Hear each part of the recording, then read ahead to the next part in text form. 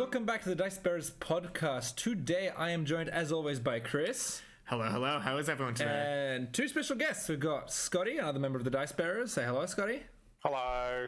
And we've got Andrew once again. Hello, thank you for having me back. Alright, today we're going to be doing a nice little rundown of the Wrath and Ruin event which happened over the past weekend. We're going to be talking about our games, matchups, how it all went. So take it away, Andrew. How did the event go overall as the organizer? Yeah, so just as a recap for anyone who might not have heard the last episode, Wrath and Ruin was a charity event that we ran last weekend in honour of our friend Patrick Murphy, who passed away in 2016. So all the proceeds go to charity, 600-point event, 3 games, couple of narrative things as well. People were divided into regions, so you'd only be playing good versus evil thematic matchups. You'd end up playing everyone that was in your region, and the boards that you'd be playing on would be themed to that region as well. So theme and narrative all around was the go. We ended up with 29 players. We had a fair few changes in army lists and dropouts and all that kind of stuff.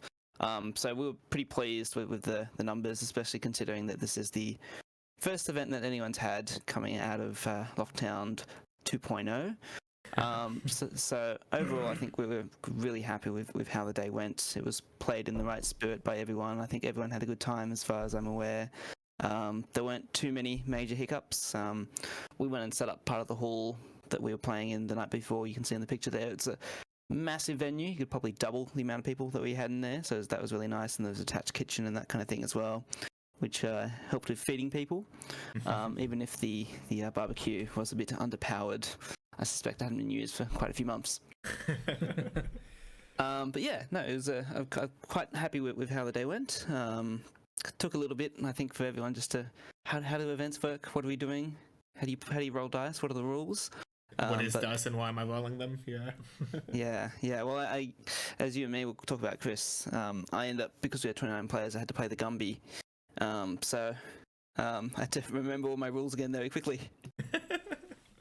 Yeah, definitely. And how did you feel as playing in the action event itself? Did you enjoy it? Were there highlights, lowlights, all that sort of stuff?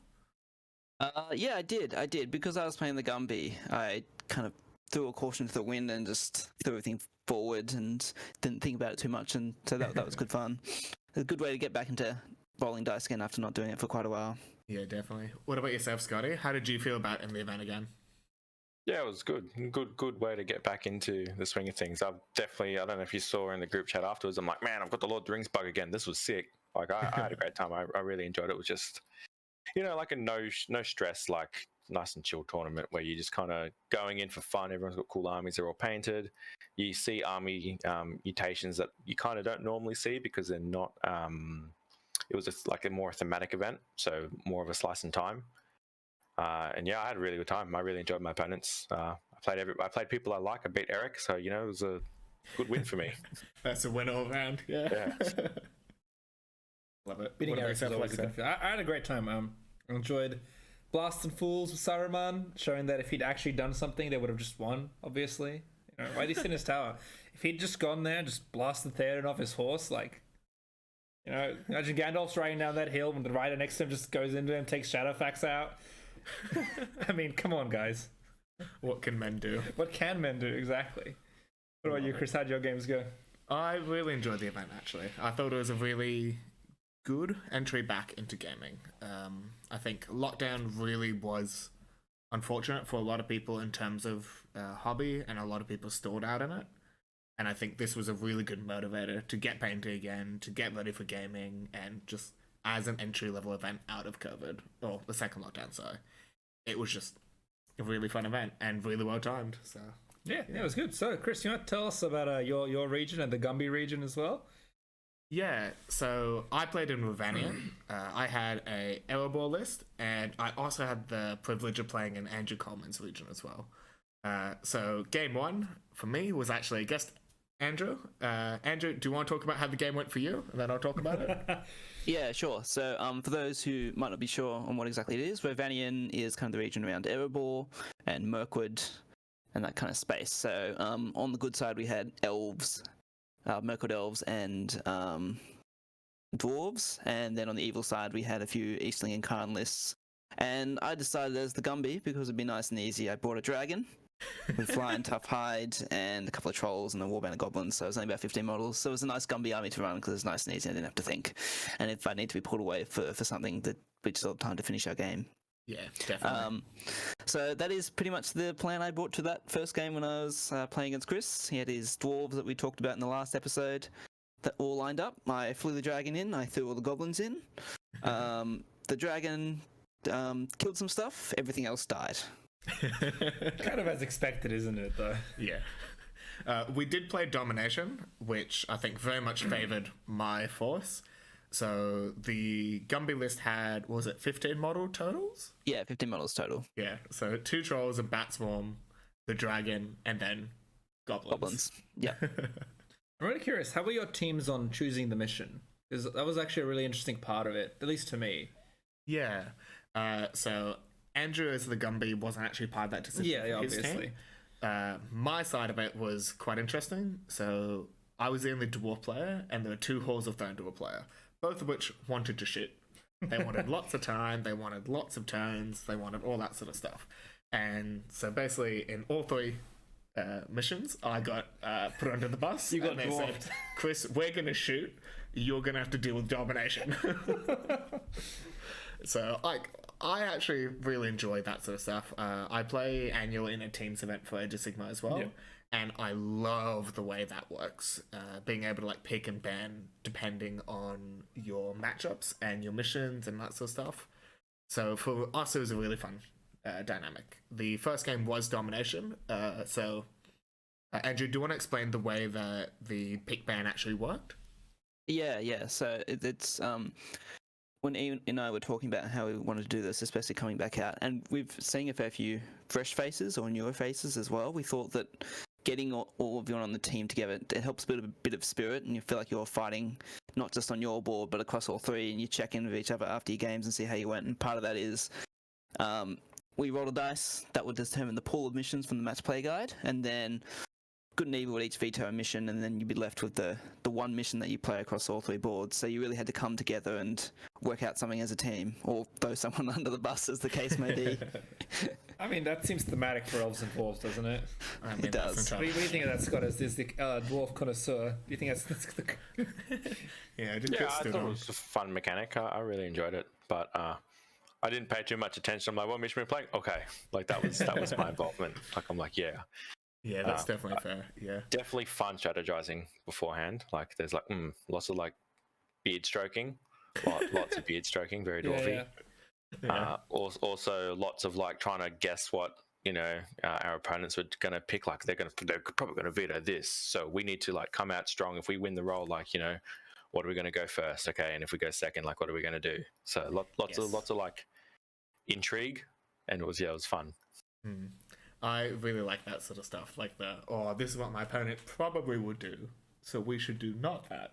Yeah, it was really good. I really enjoyed talking. Like, my team seemed relatively inexperienced, and I enjoyed talking to them, like trying to figure out with them what they wanted to play and how they wanted to play against the other armies. It was a really interesting experience, I think. It's a really fun element to do more of, I think. Definitely agree. Yeah. So yeah, we played Domination with a very high model count dwarf list. I happened to do quite well into a dragon and 14 others.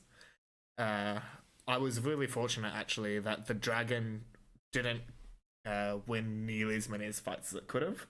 Andrew unfortunately did not roll enough 6s, and because of that, I was able to break and then quarter his army before the dragon could break me. He was only 1 or 2 models off by the end of the game. Oh, not bad. Yeah. I was really actually quite upset. I tried for like 5 turns in a row to 2-handed bash the dragon to knock it prone. Just could not get it to work for me. I wonder why, Chris. I wonder why. Yeah, dragons are high strength. It doesn't work. What's your next game then after that? My game 2 was against the other Chris. So it was we were playing in the Maelstrom mission pool. Yep. And our region ended up picking what's it called? Heirlooms of Ages Past. That's what it's called. And so the photo of that one is in the bottom right corner there.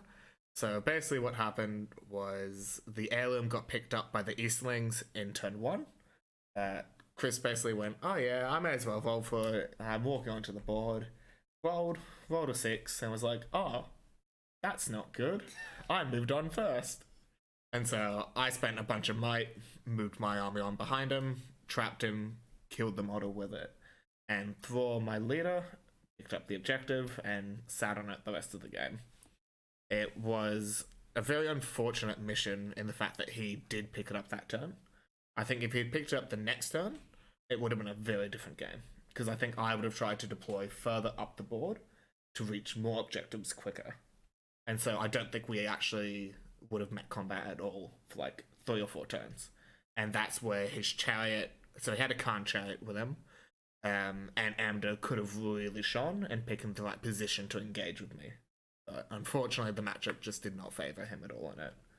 And yeah, I was able to pick it up with my unkillable leader and remained unkillable. So It's just the dwarf way, isn't it? exactly that, yeah. There were 2 times where Amder went into me, and it came to the roll-off. We both rolled a 6. Neither of us struck either time. And both times, I won the 5 or 6 who wins the roll-off because of the Elven Blade. Elven Mate doesn't matter. 2 times it was a 5. So it was just bad luck on his part. Especially since he 2-handed and mighted up on one of those as well. That's really unfortunate. Like, he was set to kill me. And I only had 1 point of might at that point. Like, he actually could have flash killed me. But really only, bad if luck. only. Yeah. Dwarven Might prevails, as it were. Yeah, What about you, exactly. Andrew? What was your second match? My second match was on the table next to Chris, and I was playing against Dylan and the Halls of Thranduil list, featuring Thranduil, and a captain there as well. I think Dylan enjoyed it. I think I also stressed him out a lot. So, like Chris said, it was Heirlooms of Ages Past, and we both came on the same board edge. I came on next to him after Thranduil had walked on with all his friends. Turn 2, the dragon flew in with a couple of trolls, and they started messing up the line. They hurled through all the cavalry and knocked Thranduil over. At the same time, Dylan dug up the prize pretty early on with an archer, and that archer thought, "Oh, okay, I've got the prize. Now I'm going to go climb up a building and hide where the dragon can't reach me." Unfortunately, as he was scurrying his merry way up the stonework, his foot slipped, and he fell on his face and he died. Leaving the prize in the hands of one of his friends at the base of the building, who then looked up to see the dragon flying directly at him. So the dragon correct combat into the archer, and that had picked it up and killed him. So then Dylan was like, "Right, I have to kill the dragon now." So there's just this image of all these elves just converging on the dragon from all sides, which set off this amazing contest that went on for several turns between the dragon and the elves, of them trying to kill this thing while trying not to break the goblins, because then they'd lose, but also not trying to be broken by the goblins and the trolls, because then they would also lose. Oh, what a weird game. I just remember Yeah. I just remember after finishing my game, you guys were just sitting around chatting, and I walk up to Dylan and he's like, "I killed a dragon!" and then someone like pipes in and they're like, "Actually, it fled. You didn't actually kill it." And he's like, "Well, I almost killed a dragon." He was so happy with himself. Yeah, it was a really fun game. I had another friend of mine, Ben, who couldn't play, who dropped in for a bit, and he walked by our table, and because I was the Gumby, normally it wouldn't be a good thing to give someone advice during a tournament, but I was more than happy for him to give him some suggestions, and I think those really helped in terms of buying time to let Thranduil and the captain and a few cavalry and elves do the work on the dragon. So turn after turn, the +1 to wound, plus a few 2-handeds in there really made the difference from needing to roll 6s by 5s by 4s down to 4s by 3s. Made a big difference. That's definitely fair, yeah. Yeah, so the dragon ended up going down to 1 wound, and when he was down to 1 wound, he had enough, so he fled, and that was pretty much it. Yeah, nice and thematic for a dragon, hey? Yeah, it was. We were joking that it was Thranduil's wives' jewelry that they were fighting over. How elven indeed. Yeah, I love it. I'm interested, did the magic come in big for him in that game?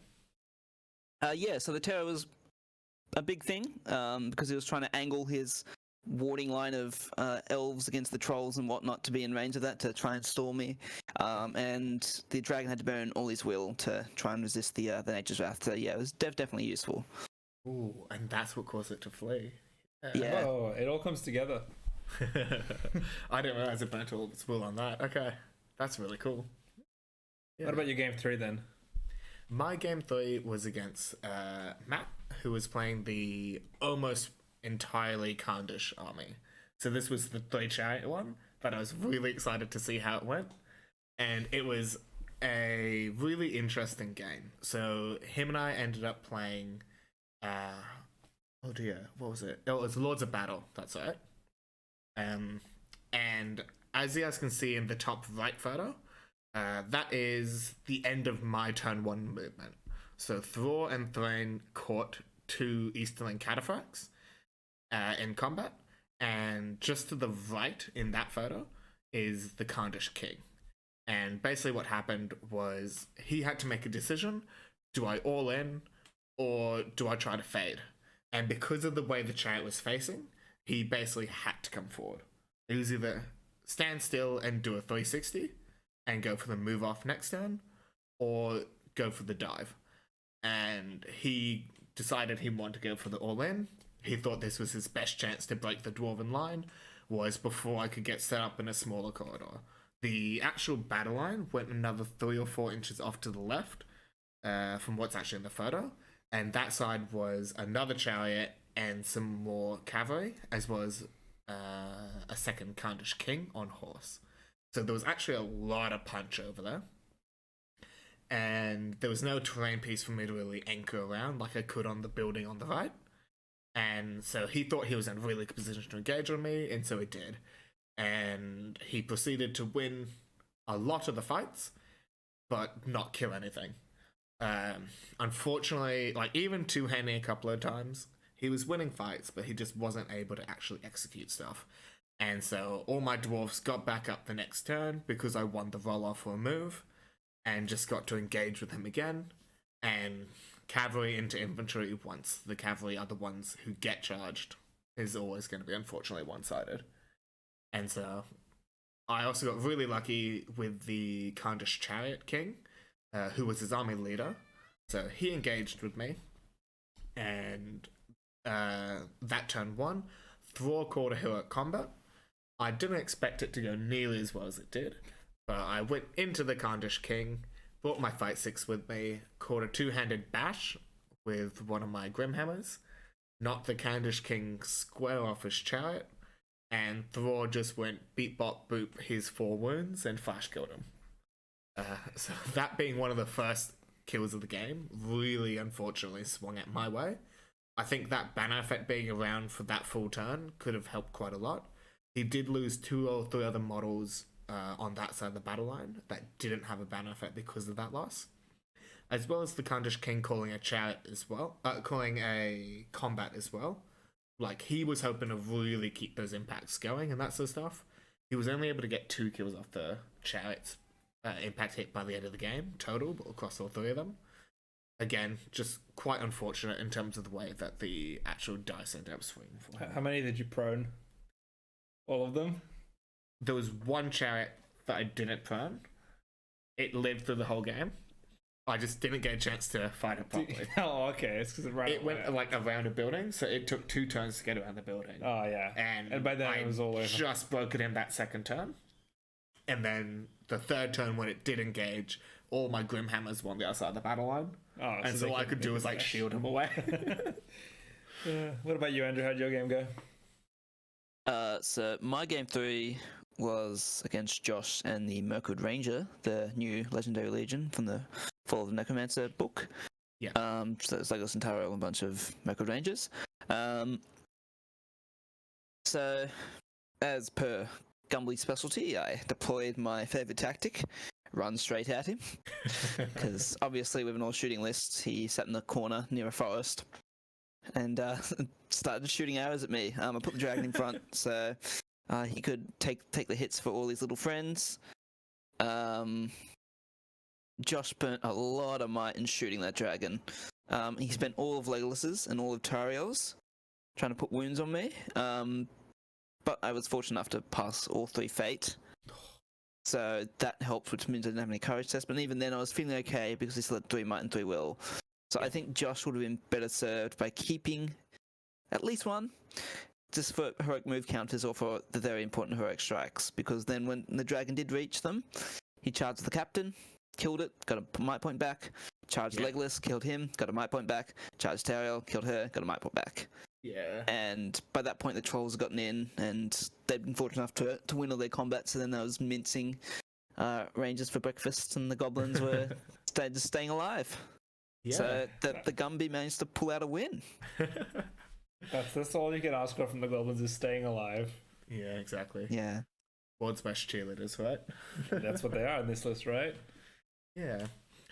So overall, how did the region actually perform, Andrew?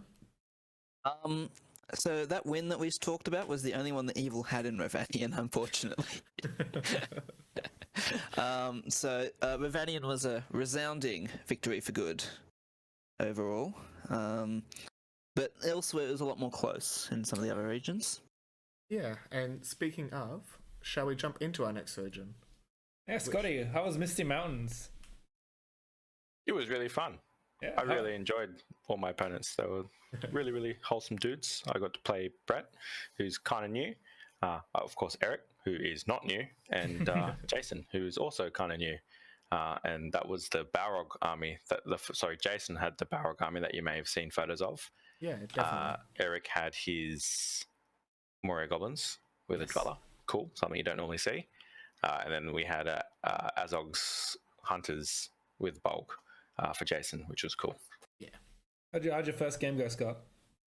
Yeah, against the Balrog, top right. Yeah, look, I put that photo in the group chat. I'm like, send help, because that's pretty much what it boiled down to, right? I think it was Domination. I can't remember the name. It's the one with the 5 objectives, like That you guys placed, or? Yeah, no, yes, sorry, yeah, you do place them. Yeah, Domination is its name. And yeah, it was very. My plan was the Balrog can only be in one spot, so let's go with that and just stay away from it. And that's what I tried to do. So, and it worked out. I mean, it was a very close loss. It was an indecisive loss, but that was just because we caught it for time. So I sent some go captains down one of the far flanks to hit the back one of his objectives. I sent Murin, and a squad up to the left side to get that side objective of him. There was one in the middle, obviously, and I had 2 on my side. I left Dra there sitting on my back objective. Where the spanner happened was a barrel came along. It's like, let me just whip Dra in and ate him in one turn. I'm like, oh, cool. All right, let's not do that again. And then next turn was Miran's turn. So Miran whipped in straight away. I'm like, oh, okay. So it was super fun. I like the plan worked, avoiding the barrel rocket, just trying to keep it in one spot and bog down all the goblins. But yeah, close game. Jason won. I think one more turn I probably could have swung it. I had 2 go captains at 1 point with 1 model left, and then 5 dwarves versus 1 goblin on the other objective. So super close. But yeah, that's what it's like playing to a timer. You got to you can't try to win outside the timer. You got to stop when the time's called. Yeah, definitely. Yeah, very interesting game 1. How was it playing against was it the new Legendary Legion? Yeah, it was. Yeah, we got to see all of its rules in effect, though I didn't try shooting it. So he tried to set, I think, Murin on fire with his special ability, but it didn't work. He failed to wound, so rolled a 2, and I think he needed a 3 high or a 1. Yeah, that sounds about right. But then he just bodied him in combat anyway, so it didn't matter. Dwarf's tough, but not that tough. Yeah, I'm just like, I rolled a plucky 4, let's go. And then it's like, I'm like, I'm shooting. And then the Balrog's just like, yeah, that's nice. and then squashed him. So that was a quick 6 might off the table in 2 turns, but that's all right. That's devastating, yeah. I had Master Battle farming for the rest of the game, so it was fine. That's right, they have Master Battle, yeah. 5 up, boys, 5 up. Yeah, don't mind it. How is your game 2? So game 2 was against Eric, top left. With his Moria Goblins. So that was Heirlooms of Ancients Past, where you got to dig it up and then find it. Eric, very glasses like up the nose kind of moment. He's like, "Do you want to flip the objective on your end?" I'm like, "Oh, I don't know." He's like, "I want to see what's in." I'm like, "All right, fine. To indulge, I'll flip it." And he's like, "Ha ha ha! It's not the one that you need." So all the objectives are now on his end of the table, which was cool. So I'm like, "All right, great. I have to go over there and get it." Yeah. So Eric started moving into a crescent shape around the dwarves. So dwarves in an open table like that, you kind of want to be a death ball. Yeah. It's just dwarves in general. Death balls are quite good. And he went quite wide on his crescent. So he had the cave troll on one side. You can't quite see it, but the dweller's just off, maybe 12 inches off to the right of the line there. So he picked up the objective probably earlier than he wanted to, and I called a march and shifted entirely one way up the guts to the left. So I kited out his right-hand side. And the goblin with the objective is, if you can see, there's a goat rider on the right of the photo there. The objective is actually that little bauble thing right behind that goat rider captain there on the ground. So managed to drive in and pick up the objective and basically managed to punch through the middle there and get a single spear dwarf running away with the objective before the dweller caught him. So the dweller was coming, but thankfully, this is where one of the examples of time again being on my side, I guess. The game finished for time. Yeah. He was broken anyway, but game finished for time. Yeah. And dwarf managed to successfully run away with the objective. Had the game gone like one or two more turns, would it have swung back? Probably not, because I think it was probably been 3 turns from catching me, just by sheer virtue of movement. There was a little bit of distance there, but 7 inches to 5. Yeah. Eventually it'd catch me, but it'd take a bit more time, particularly if I get lucky with slowing something down. So maybe and like a how many barge turns the game actually goes for? Hey. Yeah, maybe like a barge and a move might have caught it. It was close, but we didn't get to see the cave troll really do much. It did a couple of really nice hells, like knocking down like 4 or 5 models in one combat. Yeah. He had Groblog. I think it's Groblog. It's the one without the crown. I always confuse the two of them. So his heroes there got tied up just fighting a defense 8, stalling out shield wall, while 2 captains kind of just rode through a bunch of goblins. Murin's sword, surprisingly very useful. Surprisingly, +1 to win. Yeah, very cheeky. Is that the one that is like Goblin Bane, Orc Bane, Urkai Bane? It's just +1 to wound on our goblins. No, you think of Orcust? I am thinking Orcust has Bane. Yeah. Okay. But +1 to wound, that's probably a better rule. It's definitely a better rule than D3 damage. Yeah. So that's still pretty scary. It is. You one-shot goblin captains, it's very entertaining. Yeah, and how is your game 3, Scotty? Really fun.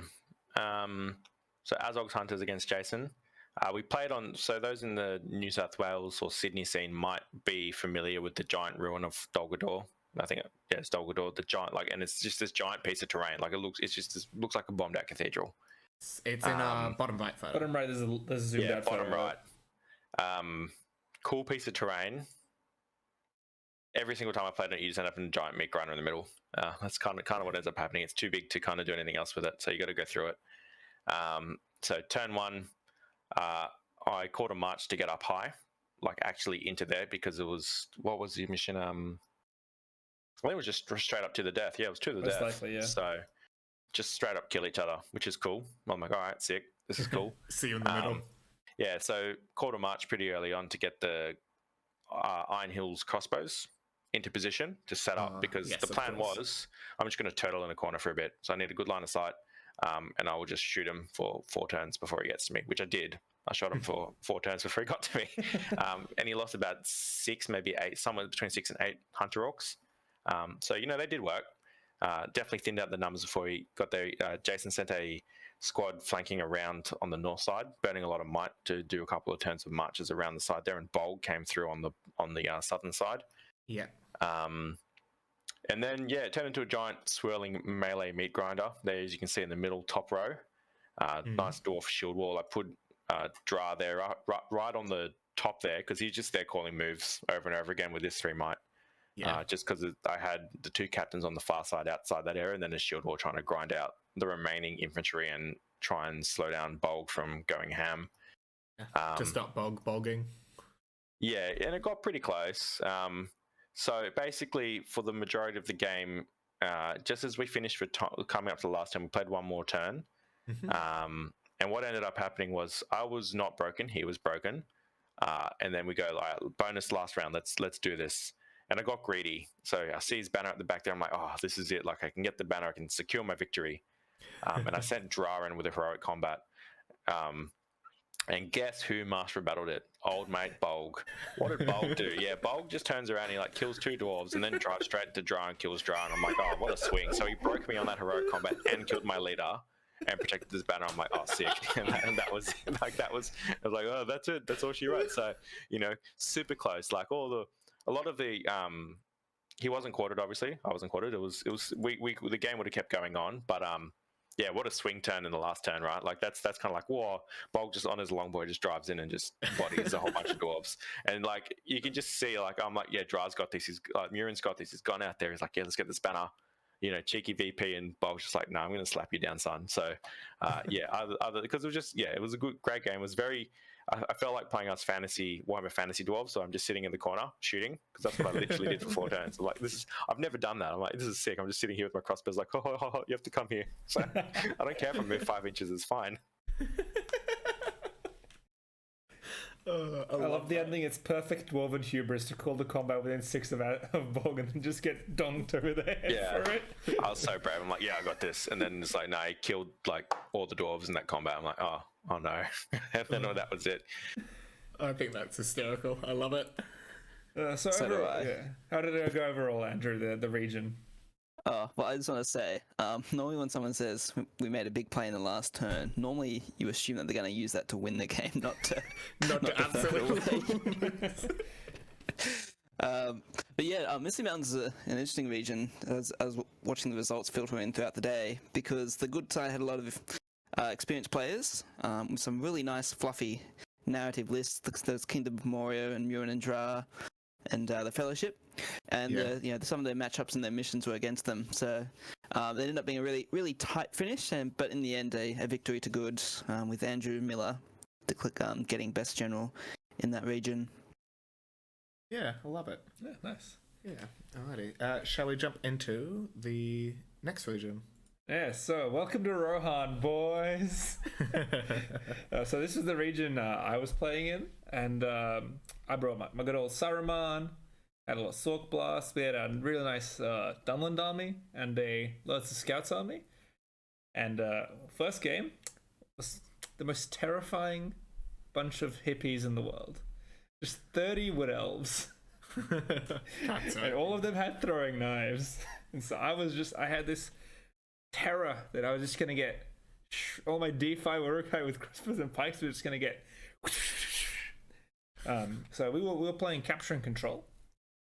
With warbands deploying front and back, and so I was deploying second, and so Will deployed his first warband off on the flank, and so I was like, okay, I've got Corbane, I just need to get my crossbows into the middle of the board and set up like a nice shooting arc, and I can gun down all these hippies before they can throw all their knives at me, And then so I deployed my warband in the center, and Will bravely or maybe foolishly, just drops his second warband right in front of me, right in the middle of the board. And I'm like, okay, let's go. And so then we have this just huge brawl of elves and Urukai, and I was like, oh, cool, we're good, we've won. And then the elves just win every fight. I was like, and then the elves on the flank are coming for me. And I'm like, uh-oh. And there's just like 10 elves just taking on like 25 Urukai and just beating them back. And I'm like, hello? Pajama elves? Now, I was able to get Grima into range of his hero, so he wasn't able to call moves on me to get those throwing knives in. Every turn, he called it, we had a move off on turn 1. And then after that, every single turn, I just burnt a point of mine to make a move with Saruman or with Rasku, just to avoid the hail of throwing knives that would have come otherwise, because he's killing on 3s, 5s. Like, every, 4th throwing knife is going to kill an Urukai. That's kind of scary. If he got, 10 of those throwing knives in, it's 3 Urukai dead, probably. Yeah. And knowing Will's rolls, that's a lot of Urukai dead, yeah. That would have been 10 knives, 12 kills. And because he had 3 sentinels, he had 2 combat heroes, if I started to go down in numbers, it would have gotten really hard to win fights. Because he'd have high fight and more guys fighting. So I just had to keep that pressure up. I managed to snipe out a couple of his sentinels with Saruman just going poof, poof, poof. And then like the key snipe was on like, actually, Saruman tried to cast on the banner.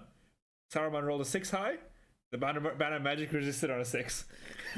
Then his next cast on the banner, he rolled 2 dice with a reroll, and he rolled a 3 high. And didn't cast it. Yeah, he just didn't cast it. But then finally on his third go on the banner, he managed to snipe out the Wood Elf banner bro.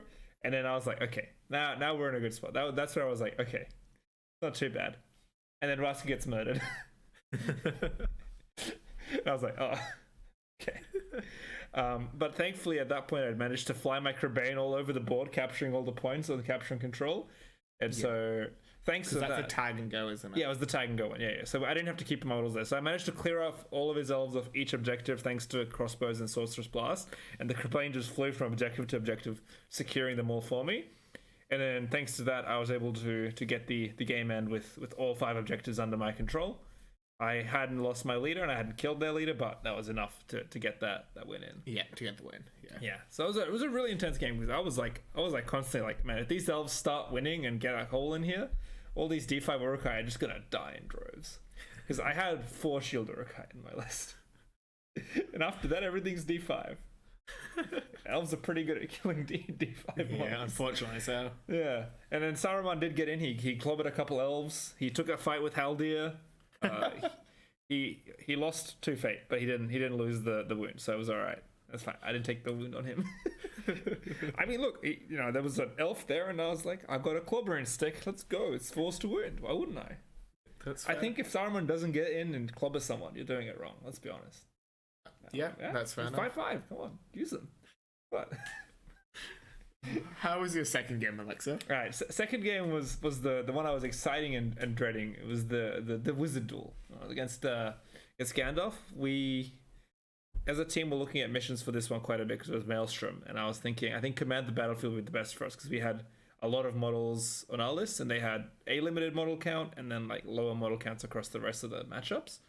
Yeah. So we ended up going to Command the Battlefield, and I think that was really big in getting me going on this mission because it meant that the Riders of Aemir couldn't kite me out forever. They had to take control of the board at some point. Yeah. He played in a very Death Bully style, obviously around the Blinding Light. I just I burned my might to get my guys together in a blob because I had to. If I was split, I think Raska burnt 2 might to come in next to Saruman. Okay.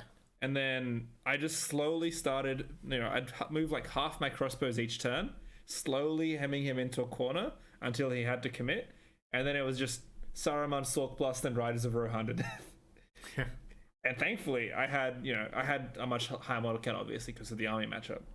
Yeah. And that meant that I could quarter him down very quickly with Sorcerer's Blast compared to how quickly he could break me. And I managed to get a cheeky Sork Blast in on a Rider of Rohan, sending him straight into Gandalf, taking down Shadowfax without having to worry about none of that Will of Fate. And I think that was like the moment where I was like, okay, we're good. Because once he was dismounted, he was so much easier to deal with, so much less threat range. And Saruman, his reroll and his the fact that Saruman's a better caster than Gandalf actually came in huge in this one. Because they both have the same amount of will and a free dice each turn and same casting rolls. The fact that Saruman gets that free reroll on a dice when a caster resists really came in huge. Because he cast Your Staff is Broken on me, obviously trying to take out my free will, and then that reroll came in huge, getting me a nat 6 on the will I spent on it, getting me a will back, and that just sort of cemented the sort of lead I had in that sort of wizard duel on getting that damage done. And so even though Gandalf was obviously a better fighter and was able to take out a couple of Urukai, and Saruman didn't really bonk anyone in this one, I don't think, sadly. I was able to get ahead thanks to that.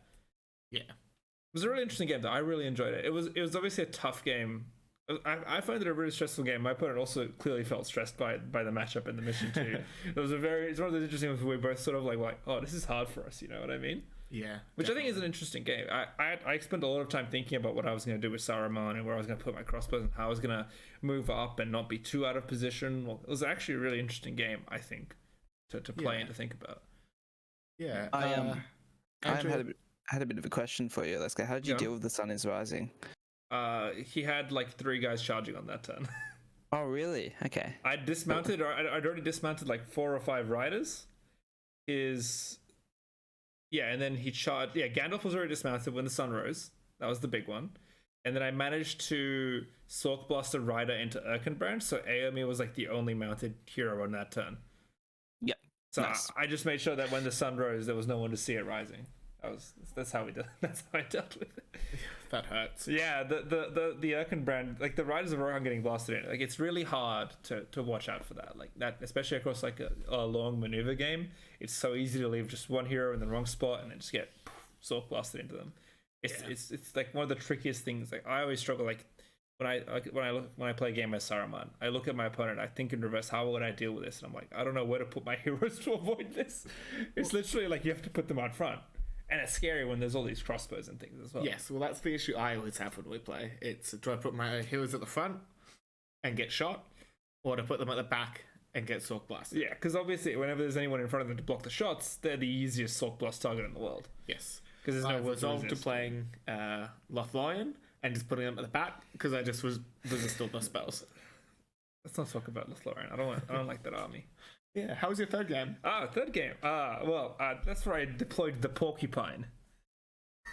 That's what I call this building you can see here in the photo, which was had 5 crossbows and like 10 pikes in it. Hence the porcupine. It was just crossbow bolts and pikes sticking out of the building. Who were you playing? I was playing against Bigsy, playing Theodred's Guard. Yeah. So Theodred's Guard it was to the death, so we deployed 24 apart. And I think that really made it very hard for him, was the 24 apart in that matchup, where he had a few outriders, so he had maybe 5 or 6 shots back. Yeah. But in comparison to my 11 crossbows and Saruman, it just meant he had no choice really but to run at me. So I walked forward into that building. I set up my 5 crossbows. I had Rasko and a couple crossbows off on the flank, making sure that he was very limited where he could go. Saruman just rode out ahead and started Sork blasting everything. And so, unfortunately for Bigsy, by the time our lines met, he was already down like 10 models. Yeah. And I just made it really... I dismounted his captain. I didn't manage to dismount Theodred, but because he was also having that struggle that always exists with a wizard of how do I avoid getting Sork blasted, Theodred was so far behind the rest of his army that he only managed to get 1 combat in that game. I did chuck a cheeky transfix on him, which kept him back an extra turn. Yeah. But that was also a really tricky thing for him to deal with, because he was like, do I resist this transfix now and use my will, and then not have will later for when the Sork Blast comes? Because I'd cast on a 5, which was a pretty high roll. So it was very tricky for him to decide how much might to use, if any, and then obviously the risk of, just getting Sork Blasted off my horse is big as well. Yeah, it is always a hard one with that one. Wizards are just tricky to deal with. Like it's big. That being said, he did manage to get about a third of my army down once lines had met. Which, considering how much damage he took coming up to me, and the fact that Theodred wasn't in the game, like he was clawing back a lot of kills. That was the sort of, the downside of this whole army is that it's a lot of D5. Like there's only 4 guys at D6. If you actually start getting into the Urukai and taking them on. And I only have 1 combat hero really. Saruman can get in and bonk. He bonks a Royal Guard in this picture, as you can see. Which is always good. Getting that 5/5 in occasionally, but he does not keep up, or he cannot even fight other heroes because he has no strike, only 1 attack if he's not charging. But yeah, that was like the fact that he clawed it back was very impressive and a good sign of like how that went. In spite of the build, like he broke into the building and just started taking down Urukai. Like it was a very interesting game. Yeah, that's definitely fair. Yeah. Andrew, how did the region perform? So on the back of that Saruman performance from Aleksa, who dropped a single point over the course of the tournament, Evil was able to emerge victorious in Rohan. So for those keeping count, I think we're up to 3 victories for good and 1 for evil. We've done 2 so far. 2 so far. 2 so far. Yeah. I'm jumping ahead of things. Yeah. Spoilers. Spoilers. Oh no. Yes. So 2 victories for good and 1 for evil so far. Yeah, and with that, let's jump into our final 2 regions. Hey. All right. So South Gondor Harad. I had a few looks over at this region. There was some really interesting games. My favorite was looking over and just seeing, I think it was like 2 chariots driving around and an invisible Frodo standing in the corner. That had to be my favorite sight of the tournament. The entire Faramir's Legion army had died and fled, and it was just Frodo there, no ring on, nothing. Okay, so he didn't have the ring on. He was just standing in the corner while the chariot drove circles waiting for the game to end. I appreciate that. Did you have any looks at these tables while they were going? Any interesting games? Yeah, I had a lot of spare time in my second game actually to look around. I had the fortune of watching the Kirith Ungol list. It's actually in the photo just here, top right one. I got to watch the aftermath of this list. Like, it was a really interesting game. It was really unfortunate that the Uruk-hai all came on behind the Gondor. Quite obviously, you never want Cav to be fighting in a spot like this, especially against the Shelob. However, apparently Shelob doesn't know how to kill things.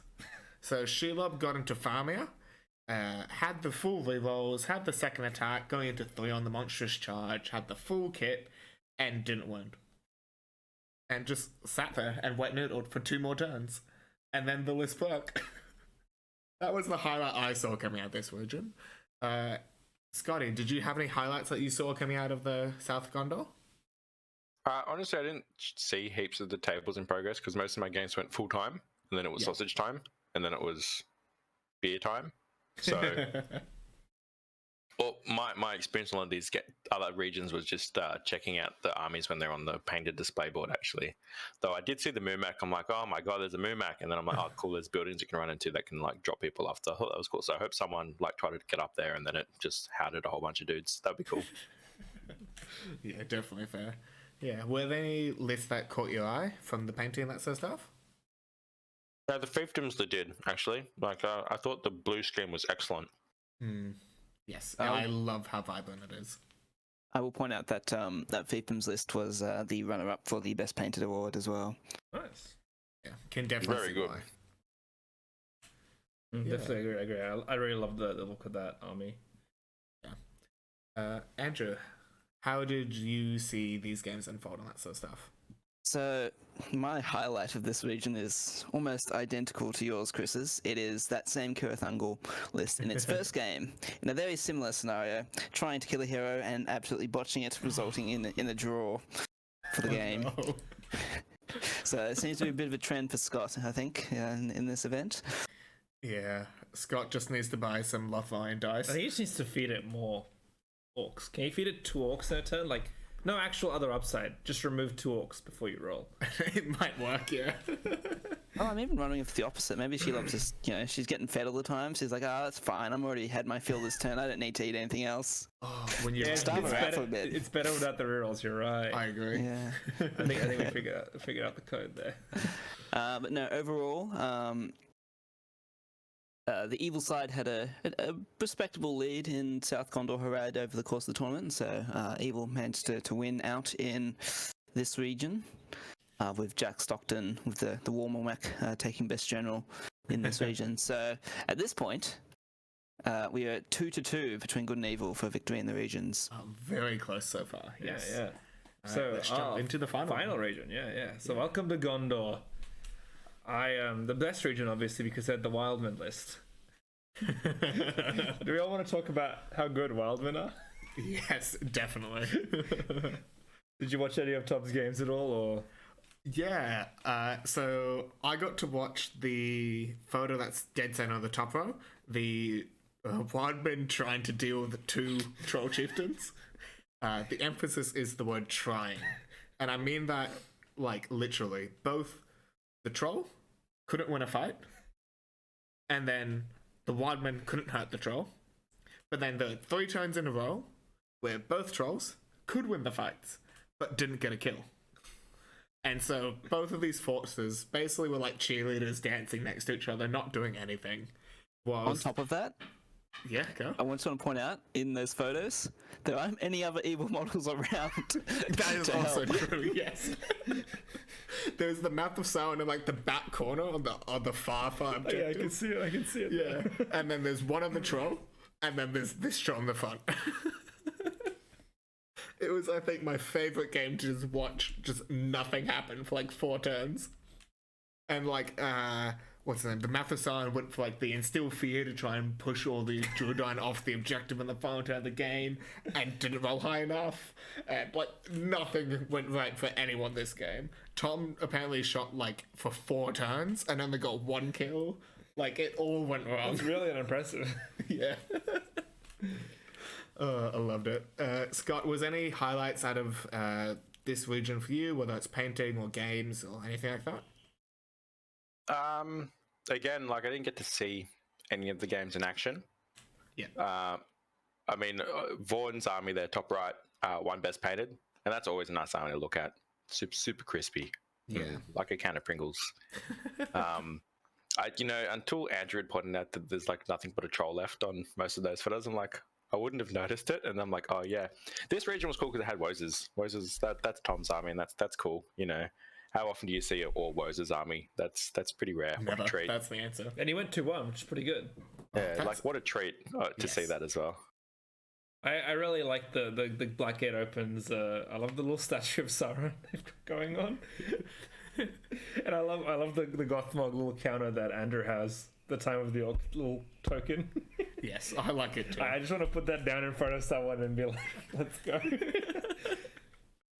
Yeah. Andrew, were there any highlights for you out of this region? Yeah, so a funny quirk of Gondor, actually, there's no Minas Tirith armies in here. It's all it's all the reinforcements. You've got the Wildmen, and you've got a Rohan, and you've got some more fiefdoms. So, funnily enough, Gondor had already, it's, where are Gondor's armies? Yeah, I was about to ask, It's where South was Gondor. Gondor indeed? Yeah. I love that, yeah. Were there any, like, moments or anything that you got to see in games? Not specific from this region that I can recall, but I do quite like Andrew's Time of the Orc. I would have loved to have been a fly on the wall watching his opponent every time that counter went down. Yes. I feel like if I had that counter, I would have just given it to them and not said anything. Just letting you know. Yeah. Hold this for me. This is for later. You can hold it. I love that. How did this region perform as a whole, Andrew? So on the whole, this region also went to good, with John Oliver taking up Best General, which led good to win the event in 3 regions to 2. So a nice close finish, which is really all that we can ask for. Yes, exactly that. Yeah. Alrighty, let's jump into our final thoughts for the event as a whole. Andrew, why don't you kick off? How did you find the event as a whole? Were there things that you'd love to do differently, things that you think worked really well, all that sort of stuff? There was a couple of things just purely with the rust. I was trying to remind myself of as a TO as well, making sure that everyone got their matchups and people that knew that what they were doing. I think could have been done a little bit better in the first round, but I think by the time we got to the second round, everyone knew what to do. And because of the way that this was set up by the third round, I didn't even have to literally do a round draw because everyone knew exactly who they were playing because it was the one person they hadn't faced. In terms of our terrain and our setup, I was pretty happy with all that. Between 4 of us, we managed to field about 80 to 90% of the tables, and then we had a couple of people who brought 1 or 2 more in, so that was quite nice. We're quite an abundance. We had leftovers, in fact. We could probably fill another 4 or 5 tables, realistically speaking, from all the stuff we had. So that was really nice. We were relatively on time, obviously. I think it went pretty well for the first event that anyone's run for quite a while. It's a nice venue as well, so that helped. Yeah, very much so. Like we said, I think it was played in the right spirit. I think it was the right tone of event for everyone not playing in a while, not hyper competitive, everyone having a slight team aspect and a slight theme aspect to it as well. So lots of pluses, and we managed to raise over $1,000 all told, all up. So that's always a really great thing as well. Yeah, definitely. Yeah. Yeah, look, I had a really good time. I really enjoyed the team aspect, and the thematic matchups were really cool, and there was also like a big variety in lists because there were limitations, because you couldn't see double ups in the same region of the same hero, so you were never playing like 2 of the same army in a row or in a single event even. I thought it was really nice. Where are you, Chris? I have very similar thoughts to you too.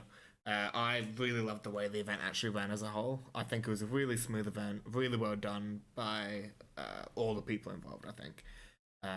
Definitely, I love team-style events that promote, whether it's a good versus evil, whether it's a region, whether it's, I believe Masters, this is in 2019, where, like, they partner you up with someone and they're the person that you need to, like, tally results with through the event and stuff like that. Like, I love the idea of things like that where you have to go and actually, hey man, how'd you go in your event? Or, hey, here's what we need to decide now as a group. Let's hand these out together. Let's do this together. Let's pick the mission. Like, I love things like that. And so being able to bring that into the first event in, for me, what is it, 4 months? When was Hobbycon? 4 months. February, January? Hobbycon was earlier than that, wasn't it? Yeah. It was like February, March. Much earlier than that, yeah. It was a lot. It was like 6-9 months ago. Jeez. Does not feel like it. But, like, first event back in a very long time. And so, I love being able to get back to this swing of it. Yeah. Scotty, what about yourself? Yeah, I loved it. I had a lot of fun. It wasn't a super competitive event, which is kind of perfect for the first one back, because everyone is a little rusty coming back. And also, by picking a slice in time, you saw a lot of armies that you normally wouldn't see or expect to see. People weren't pulling out all the stops. I mean, yeah, we had a Balrog, yeah, we had a Mumak, but by and large, a lot of the armies were pretty mellow, to what we've seen at tournaments in the past, And normally, like, for example, I brought Iron Hills, I brought Mirren and Dra. Everyone's like, imagine playing Iron Hills without Dane. Well, you know what? It was not that bad. It was kind of fun. It was a good excuse to use them, and they're cool. One of the things that really I thought was super cool, and I'd love to. This is super hard to pull off, but gosh, it'd be cool. So the Rohan tables, it was 3 tables on 2 of the same mats with the same style of terrain across all 3 tables. Yeah, and it just looks sick because it's just like you could just imagine, on a theme style event, like all of the Rohan were on one side and then evil on the other. Like, it just had that feeling of a big battle. I didn't get to see it in action, but I saw the table, I could see it in my head. I'm like, this is going to be so sick. It was a really humbling event as well, actually. Just nice to play people I haven't played before. I was a little salty actually playing Eric because I'm always playing Eric, but I beat him, so that's fine. So, I'll let that one go. Yeah, I'll like how that's that the caveat to it being okay. Yeah, like, it's fine. So that's all good. And yeah, no, the team aspect was very cool.